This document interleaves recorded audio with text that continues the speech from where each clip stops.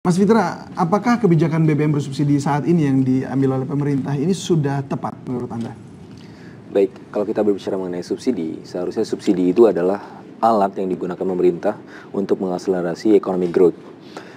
Permasalahan adalah seberapa besar efisiensi dari subsidi ini, apakah tepat, gitu ya. Ketika kita berbicara mengenai subsidi BBM, kita melihat betapa tidak efisiennya subsidi BBM ini. Bahkan ketika kita berbicara mengenai subsidi energi secara umum, itu sudah ratusan triliun, bahkan sudah 363 triliun di tahun 2015 disepakati ya, naik dari 44 triliun dari posisi sebelumnya.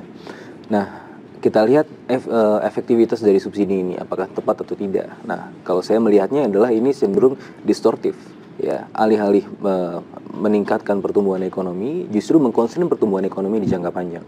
Nah, oleh karenanya, saya kalau ditanyakan kembali apakah tepat atau tidak untuk subsidi BBM, saya rasa itu tidak tepat. Itu pada awalnya sebenarnya untuk memang bisa mengakselerasi atau dari awalnya memang sudah salah sampai saat ini? Kalau saya lihat itu dari awalnya memang sudah salah.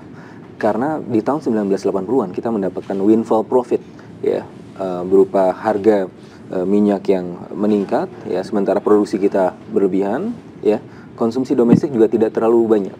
Sehingga akhirnya kita bisa menuai keuntungan dari situ.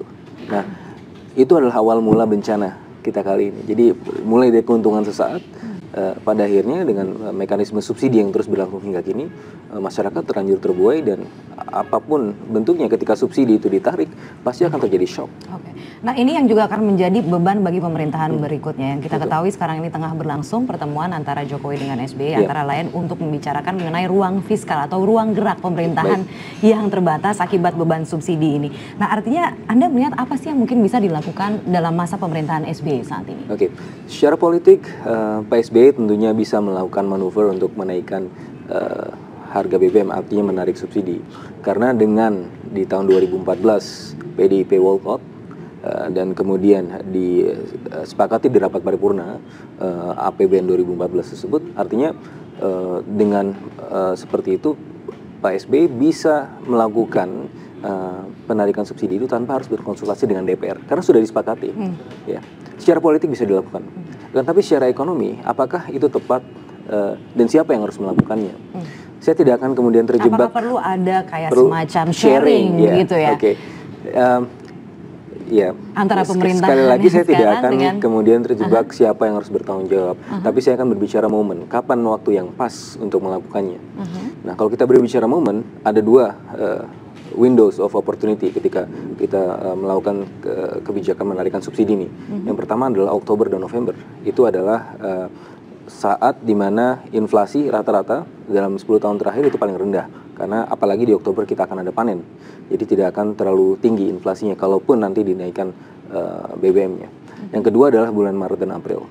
Nah, kalau itu kebetulan jatuh ke kabinet berikutnya, ya itu ya harus dilakukan Bapak Jokowi JK dan jadi kalaupun misalnya ada sharing yang mungkin bisa dibeban antara pemerintahan yang sekarang dengan yang akan datang, Anda mengatakan momen yang tepat adalah pada bulan Oktober. Jadi kemungkinannya untuk dilakukan sekarang gitu misalnya, atau ada sharing beban itu sepertinya tidak ideal gitu kalau melihat dari momennya ya. Baik.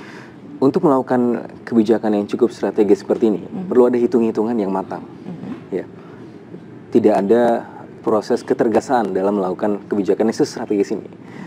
Di penghujung pemerintahan, tentunya pemerintah tidak memiliki ruang yang cukup untuk melakukan kajian-kajian yang sistematis dan terstruktur untuk bisa mengkaji bagaimana dampaknya. Gitu. Saya rasa 2 bulan, 3 bulan tidak cukup untuk melakukan kajian itu. Pun juga dengan kabinet berikutnya, apakah Oktober waktu yang pas? Ini baru mulai pemerintahan, baru bulan madu dengan rakyat. Secara gitu kan. politis, secara politis juga tidak mungkin kan.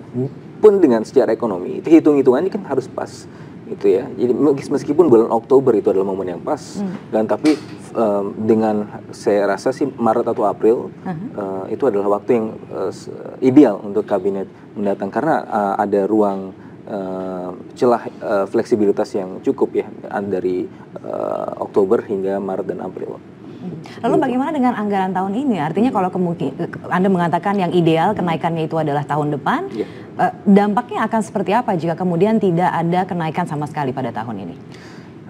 Saya rasa memang kalau kita lihat karena dari Pak Hatip mengatakan memproyeksikan akan ada tambahan inflasi sebesar 1% itu dari pengalihan orang-orang yang tadinya menggunakan BBM bersubsidi ke non subsidi. Anda setuju gitu dengan itu? Jadi bagaimana ya? Proses pengalihan itu kan proses yang sangat rasional ya. Ketika dia tidak bisa menemukan BBM bersubsidi, tentunya dia akan beralih kan ke non subsidi, dan itu mekanisme yang sangat rasional. Kenaikan inflasi 1% ya saya rasa sih juga ya cukup wajar, karena ya sebelumnya bersubsidi beralih ke non subsidi. Intinya adalah ketika melakukan proses penarikan subsidi tersebut harus dilakukan secara matang dan bertahap. Harus ada smoothing di situ ya, tidak tergesa-gesa. Hitungannya seperti bagaimana untuk smoothingnya? Apakah per Rp1.000 atau hitungannya 1.500 begitu sekali? Saya tidak akan berbicara besaran, tapi saya akan berbicara mengenai kejelasan dan timing, dan juga pada akhirnya berapa besarnya. Jadi besarannya bisa berapapun ya. Akan tapi harus ada kejelasan. Kenapa? Karena ini kita memanage ekspektasi inflasi. Ketika ini tidak jelas, ya, maka akan ada masalah di kemudian hari berupa self-fulfilling inflation, yang pada akhirnya masyarakat akan menentukan target inflasi sendiri, memarkup target inflasi dari Bank Indonesia, sehingga apapun yang dilakukan oleh Bank Indonesia untuk mencanangkan target inflasi itu tidak akan pernah tercapai. Apakah itu artinya bahwa masyarakat kehilangan kepercayaan kepada proyeksi dari Bank Mandiri sendiri, Bank Indonesia sendiri? Betul, itu masalah kredibilitas, dan permasalahan kredibilitas itu muncul dengan proses yang seperti ini. Ketika tidak jelas, tidak transparan, belum tahu kapan naiknya, apakah dinaikkan atau tidak, nah itu akan menimbulkan masalah, dan pada akhirnya elastisitas dari interest rate untuk mengantisipasi dampak inflasi itu akan semakin kecil. Apalagi kalau kita hubungkan juga dengan ada rencana dari The Fed juga akan menaikkan suku bunga karena tapering off-nya juga dia selesai. Nah ini dampaknya akan seperti apa kalau tidak dinaikkan juga dalam bulan ini, dalam tahun ini, lalu kemudian suku bunga sudah naik, maka BI tentu harus menaikkan suku bunga juga. Dan dampaknya seperti apa? Baik, to taper or not to taper, ini adalah permasalahan yang selama setahun terakhir ini kita sering bicarakan ya. Dan pada akhirnya saya rasa kita tidak seharusnya terjebak dengan apa yang dilakukan oleh The Fed. Yang harus kita lakukan adalah perbaikan di sisi domestik. Apa yang harus kita perbaiki? Permasalahan struktural, permasalahan infrastruktur, export facilitations. Bagaimana growth kita, ekonomi growth itu tumbuh secara berkualitas. Dan pada gilirannya ketika ekonomi secara fundamental ekonomi kita kuat, apapun yang dilakukan The Fed, meskipun ada dampaknya, tapi tidak akan terlalu signifikan. Tidak akan ada sudden reversal misalnya, akibat adanya tapering off. Jadi kalau kita bicara mengenai apa yang bisa dilakukan di dalam negeri begitu ya, dengan mengantisipasi apa yang terjadi nanti di tahun 2015. Tapi kalau kita bicara dulu mengenai skenario smoothing tadi yang Anda katakan, sebenarnya dari Jokowi sendiri, dari pemerintahan yang akan datang sudah menyiapkan beberapa opsi yang mungkin bisa dilakukan terkait dengan BBM bersubsidi ini. Antara lain misalnya adalah kenaikan harga yang dengan beberapa kemungkinan. Ada yang kenaikan harga sebesar 500, 1000, 1500 hingga 3000. Nah ini Anda lihat mana sih kurang lebih opsi-opsi yang mungkin bisa dilakukan gitu? Ya sekali lagi. Kalau memang akhirnya bebannya menjadi beban pemerintahan yang akan datang. Baik. Saya terus terang belum melakukan hitung-hitungan itu, tapi saya pernah melakukan hitung-hitungan yang kurang lebih sama di tahun 2008 ketika saya mensimulasikan bagaimana dampaknya ketika subsidi itu ditarik secara penuh gitu, artinya tidak ada subsidi lagi, zero subsidi untuk BBM. Pada saat itu saya menemukan bahwa memang ada penyesuaian di jangka pendek. Akan tapi penyesuaian jangka pendek ini saya belum bisa menentukan seberapa lama jangka pendek ini gitu kan. Bisa 2 tahun, 3 tahun, bahkan 4 tahun.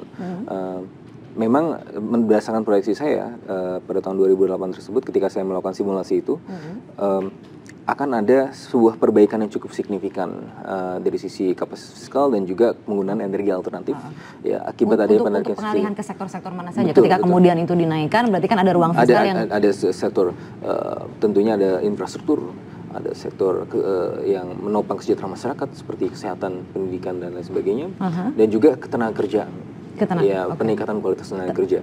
Nah, akan tapi saya kemudian tidak terlalu berani untuk mengusulkan ini karena memang saya tidak yakin dampaknya sebesar apa gitu ya, karena kalau dilakukan tidak dengan bertahap begitu. Iya, masyarakat perlu adaptasi.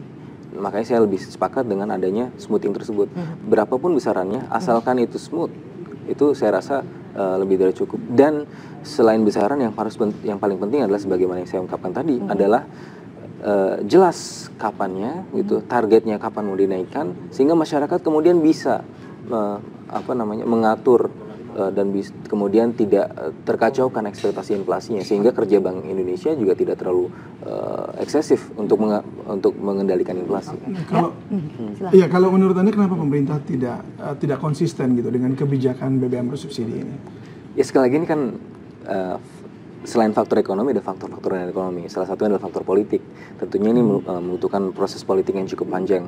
Beberapa kali pemerintah sudah mewacanakan ini, tapi beberapa kali pula itu harus tertunda atau bahkan tidak terjadi karena memang proses politik. Dan ini terus berulang ya. Bahkan sebagaimana yang kita sempat singgung tadi, menurunkan harga BBM itu dianggap sebagai prestasi.